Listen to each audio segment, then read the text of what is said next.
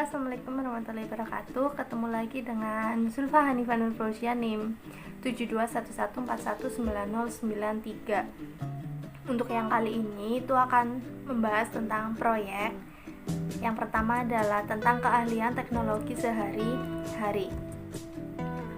Sebelumnya, apa sih itu sistem operasi? Sistem operasi merupakan program komputer yang menjalankan program lain di komputer dan menjalankan perangkat seperti hard drive ataupun mouse. Sistem operasi ini juga memiliki utilitas.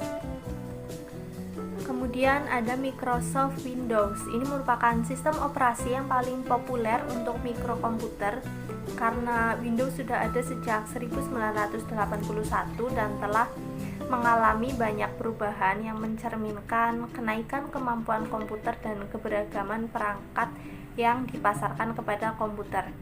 Microsoft ini mengeluarkan paket-paket layanan untuk sistem operasinya. Paket layanan ini merupakan sekelompok pembaruan yang memperbaiki kesalahan kode yang mempengaruhi keamanan dan atau efisiensi sistem operasi tersebut. Kemudian seiring dengan tersedianya program-program aplikasi baru dan dirancangnya jenis peranti keras baru, ini mengharuskan sistem operasi diperbaiki atau diupdate agar sumber daya baru ini dapat dimanfaatkan. Pelaksanaan update ini pun dengan alasan untuk keamanan. Dan alangkah lebih baiknya apabila mengakses situs web Microsoft dan memeriksa pembaruan sistem informasi itu dilakukan setidaknya 1 bulan sekali. Dan perlu diketahui bahwa pengguna Microsoft ini dapat memilih agar Microsoft secara otomatis memperbarui sistem operasi dan produk-produk Microsoft di komputer. Tetapi pembaruan secara otomatis ini dapat menyebabkan beberapa masalah. Di antaranya adalah kebanyakan orang hanya memilih untuk memperbarui sistem operasi mereka dan menolak pembaruan produk-produk Microsoft Office. Dan selain itu, akses internet yang berkecepatan tinggi ini disarankan untuk mendapatkan pembaruan. Kemudian ada sistem operasi yang lain. Di antaranya adalah Unix. Ini merupakan sebuah sistem open source, yaitu sistem yang bebas untuk dipublikasi, digunakan dan diperbaiki oleh siapa saja. Kemudian ada Mac OS X. Ini mirip dengan Unix namun tidak gratis melainkan hak milik Apple Computer. Dan ada Linux. Ini tersedia secara cuma-cuma dan semua orang dapat menggunakannya tanpa membayar biaya apapun. Kemudian penting bagi para pengguna untuk menentukan versi peranti lunak pada komputer, karena versi yang berbeda dari aplikasi yang sama ini bisa saja memiliki fitur yang berbeda. Dan banyak organisasi besar ini berusaha untuk menstandarisasi peranti lunak aplikasi dan versinya dengan alasan untuk meyakinkan agar semua orang di dalam organisasi mengerjakan dokumen yang dapat bekerja sama dengan baik satu sama lain. Ada 2 cara dalam melakukan pembaruan Microsoft Office. Yang pertama ini mengunjungi situs web Microsoft dan pilih Office Update, atau bisa juga dengan membuka aplikasi seperti Microsoft Word ataupun Excel atau PowerPoint. Ini dibuka, kemudian mengklik perintah help diikuti dengan subperintah check for updates. Kemudian untuk melacak perubahan ini dengan cara memilih perintah tools diikuti dengan subperintah track change. Sedangkan perlindungan kata sandi ini mengklik perintah tools diikuti dengan subperintah option dan kemudian pilih tab security. Ini menentukan kata sandi untuk membuka file serta kata sandi untuk memodifikasi file tersebut.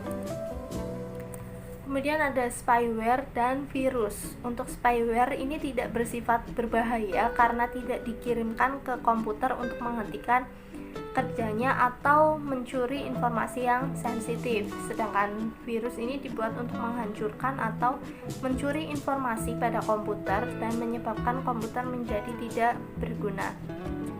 Dan perlu diketahui bahwa organisasi-organisasi yang legal itu tidak akan mengirimkan email dengan link yang menanyakan informasi akun ataupun kata sandi. Di sini ada istilah phishing. Ini merupakan istilah yang digunakan untuk menggambarkan email yang meminta informasi sensitif dengan cara menyamar sebagai permintaan yang sah dari suatu organisasi. Ada proteksi komersil dan proteksi gratis. Untuk proteksi komersil contohnya Norton dan MCF ini merupakan dua vendor peranti lunak, antivirus dan anti spyware yang digunakan secara luas. Produk-produk ini itu dibeli terbatas, misalnya dengan membayar biaya tahunan, dan pembaruan dalam jangka waktu tersebut itu dimasukkan ke dalam biaya pembelian. Sedangkan proteksi gratis itu ada beberapa. Yang pertama adalah Grisoft. Ini menawarkan aplikasi antivirus dan anti spyware gratis maupun komersil. Kemudian ada Spybot, ini juga menawarkan versi produk spyware yang gratis ataupun bisa juga komersil. Dan yang ketiga ada Adware. Adware ini merupakan aplikasi anti spyware yang sangat terkenal. Biasanya penggunaannya ini pribadi dan dapat didapatkan secara cuma-cuma. Kemudian kita tadi sudah menyebut email. Sebenarnya apa sih itu email? Email itu merupakan pernyataan tertulis yang dapat bertahan untuk waktu yang lama dan dapat dikirimkan ke banyak orang.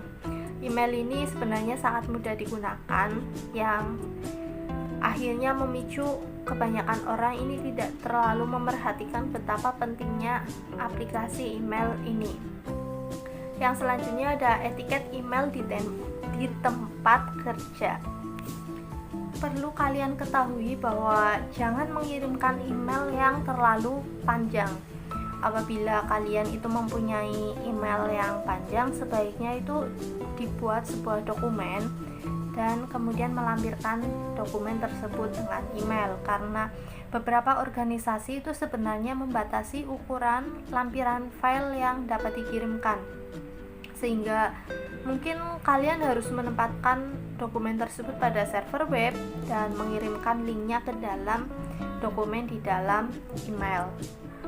Kemudian ada akun email pribadi. Kebanyakan orang biasanya berpikir bahwa jika mereka menggunakan email pribadi pada komputer mereka di tempat kerja, maka email yang mereka kirim dan mereka terima ini akan bersifat pribadi. Namun sebenarnya opini itu kurang benar atau ada sedikit kesalahan, karena apabila menggunakan sumber daya organisasi, kemudian peranti keras ataupun peranti lunak dan jaringan komunikasi milik organisasi, maka organisasi juga berhak untuk mengawasi pesan email yang kalian terima, pesan email yang kalian kirim. Jadi untuk email pribadi itu sebaiknya dikirimkan melalui komputer yang kalian miliki, bukan melalui komputer organisasi. Apabila Anda ingin menggunakan komputer organisasi atau sumber daya organisasi, ya kalian harus tahu konsekuensinya bahwa organisasi juga berhak mengetahui ataupun mengawasi email kalian. Itu dia materi tentang proyek 1 yang membahas keahlian teknologi sehari-hari. Kita akan bahas materi di proyek 2. Jadi jangan lupa nonton yang selanjutnya. Terima kasih. Di kesempatan yang sebelumnya itu sudah dibahas tentang materi proyek 1 mengenai keahlian teknologi sehari-hari. Di sini akan dibahas tentang proyek 2, itu mengenai proyek web atau HTML menggunakan Microsoft Frontpage. Frontpage ini merupakan suatu aplikasi peranti lunak yang mudah digunakan dan dapat digunakan untuk membuat halaman web yang sederhana. Pada umumnya pengguna editor teks ini mempunyai waktu yang lebih banyak dan lebih sulit untuk membuat sebuah halaman web. Namun mereka memberikan kontrol yang lebih besar terhadap desain halaman web tersebut. sini ada contoh membuat halaman web dasar yang menampilkan informasi kepada para pelanggan potensial. Gambar tersebut memberikan informasi mengenai University Pizza, ada lokasinya dan jenis-jenis pizza yang ditawarkan. Beberapa fitur juga digunakan untuk mengorganisasi informasi di halaman web tersebut untuk membuatnya lebih terlihat efektif. Contohnya ada daftar, ada gambar, ada tabel, dan ada beberapa link. Dari gambar ini dapat diidentifikasi bahwa susunannya itu ada nama perusahaan, kemudian tersedia daftar lokasi di mana pizza tersebut dapat dibeli, dan di sini ada kalimat why order us. Ini merupakan sebuah daftar yang berurutan. Artinya adalah benda yang terpenting ini akan ditulis pertama. Biasanya urutannya itu ditulis dengan angka, tetapi ini menggunakan angka Romawi, atau bisa menggunakan huruf-huruf alfabet, dan atau bisa juga menggunakan bulatan kecil. Biasanya ini digunakan untuk daftar yang tidak berurutan.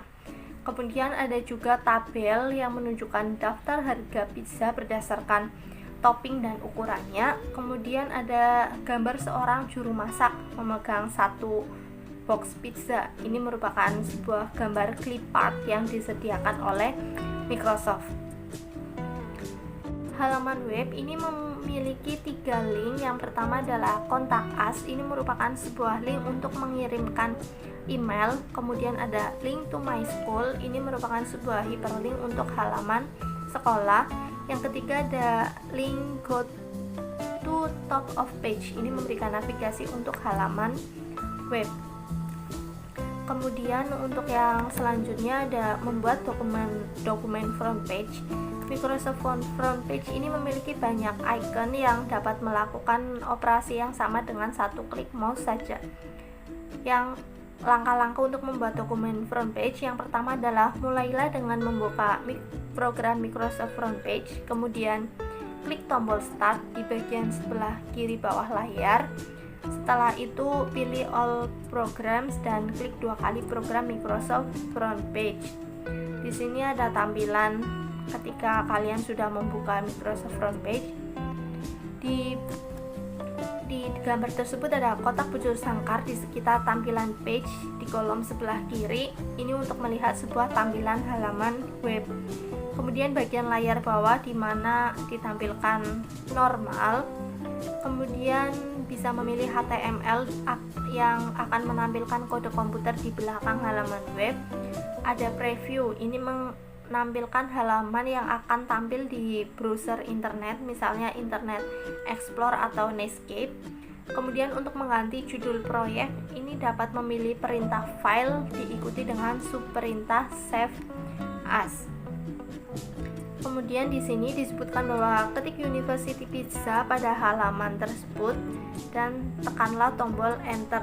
Kemudian tandailah kata-kata University Pizza. Yang selanjutnya daftar beranda. Ini dengan cara buatlah daftar lokasi yang dilakukan dengan ketik kata location.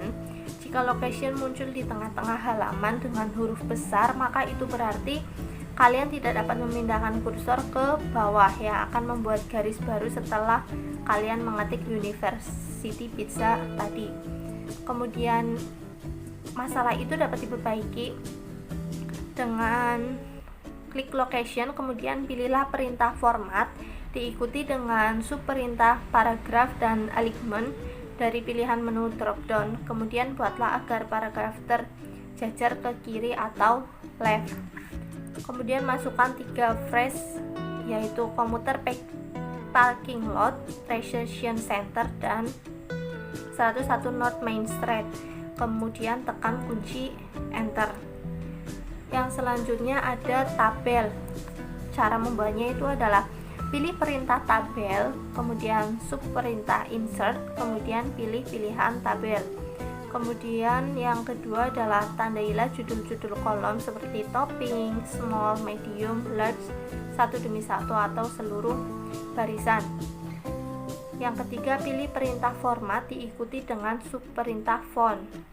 Yang keempat ada dari jendela yang muncul, pada pilihan font style pilihlah italic. Dan yang terakhir adalah pilihlah ulang semua sel di dalam tabel dan pindahkan nilai-nilai di dalam sel ke tengah. Dapat dilakukan dengan meng-highlight semua sel dengan cara memilih perintah format diikuti dengan subperintah paragraf dan kemudian memilih pilihan alignment yang center. Kemudian yang selanjutnya ada langkah menambahkan gambar. Yang pertama adalah geserlah kursor 2 baris di bawah tabel, lalu klik perintah insert, diikuti dengan subperintah picture, kemudian pilihlah clip art. Setelah memasukkan gambar tersebut, tekan kunci enter 2 kali untuk membuat halaman web bergerak turun. Setelah itu, lakukanlah klik tombol picture option dan pilih format file GIF. Setelah itu klik OK dengan nama file yang baru dan simpanlah secara berkala disebabkan karena jika suatu masalah komputer terjadi, misalnya mati listrik, itu hanya hasil kerja selama 10 menit yang akan hilang. Yang selanjutnya ada daftar bernomor. Perlu diketahui bahwa harus menambahkan sebuah daftar bernomor ke dalam halaman web. Kemudian 3 alasan diberikan untuk memesan pizza dari University Pizza. Yang pertama, Anda harus memasukkan kalimat "Why order from us" pada halaman web tersebut, kemudian tekan kunci enter untuk mendapatkan garis biru. Setelah itu, pilih icon yang bernomor dan masukkan 3 alasan yang ditujukan. Setelah kalian memasukkan alasan yang ketiga atau pengiriman cepat dan menekan kunci enter. Setelah menekan kunci enter, ini angka 4 akan muncul pada daftar. Setelah muncul, tekan kunci enter sekali lagi yang akan mengakhiri isian untuk daftar bernomor. Ada link halaman web. Ini ada 3. Yang pertama, sebuah link untuk alamat email, kemudian sebuah link untuk halaman web yang lain, dan sebuah link untuk bagian halaman lain halaman web tersebut. Membuat link ini akan memberi kesempatan bagi pengguna untuk pergi dari satu tempat ke tempat yang lain. Perangkat ini khususnya berguna untuk memberikan suatu cara bagi orang yang membaca halaman web tersebut untuk mengirimkan email kepada orang yang menciptakannya. Caranya adalah klik insert, kemudian klik subperintah hyperlink. Di sini kalian akan memasukkan hyperlink dan ada juga pemilihan penggunaan link email. Di sini pada bagian text to display, masukkan kalimat kontak us. Kemudian pada bagian email address, ini masukkan alamat email kalian. Dan bagian terakhir adalah subjek, masukkan phrase yaitu pizza delivery. Ketika seseorang mengketik phrase kontak us, Anda akan dikirimi sebuah pesan dengan judul pizza delivery. Selanjutnya ada membuat sebuah link untuk halaman web sekolah. Caranya adalah klik perintah insert diikuti dengan subperintah hyperlink dan pastikan kalian memilih kotak exciting file or web page di bawah kolom link to. Kemudian pada bagian text to display ketikkan link to my school dan pada bagian address ketikkan http kemudian *2 garis miring 2 kali dan www.yourschool.edu. Kemudian pastikan kalian itu memiliki 1 atau 2 baris di bawah link terakhir yang kalian buat, yaitu link to my school. Dan kalian itu dapat melakukannya dengan cara menekan kunci enter sekali atau 2 kali ketika kursor ditempatkan setelah link to my school. Dan sekarang tempatkan kursor di bagian atas halaman, kemudian klik mouse sekali untuk menempatkan kursor sebelum U di University Pizza. Setelah itu klik perintah insert diikuti dengan subperintah bookmark. Kemudian untuk melihat halaman web yang telah dikerjakan, di bagian bawah layar itu terdapat 3 pilihan, yaitu normal, HTML, dan preview.